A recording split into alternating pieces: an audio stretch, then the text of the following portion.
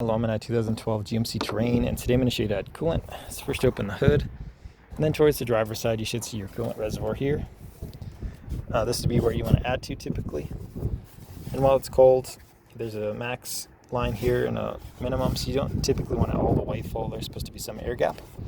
And I would double check your owner's manual or good online source that you're adding the best type of coolant to your particular make and model. But from here, I also want to make sure the vehicle's cooled down and the vehicle's turned off, just because this system works under pressure and this liquid can get to a boil, so you don't want a bunch of poisonous liquid to shoot out onto you.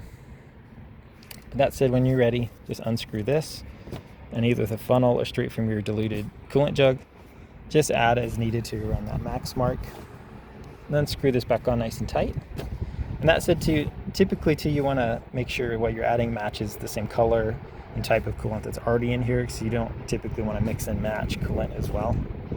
But all that said, once you've added the new coolant and screwed this on tight, I would probably start the vehicle, run it for a few minutes so that new coolant can circulate through the motor. And from there, if you're seeing some liquid start to puddle somewhere around the engine bay, under the lines, under the radiator, that to double check that's coolant versus like water condensation. It should have a slight sweetness smell to it.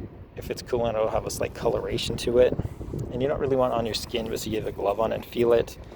It'll feel slightly slick compared to what water would feel like.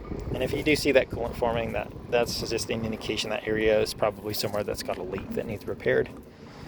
But I hope this is helpful. I hope you have a wonderful day.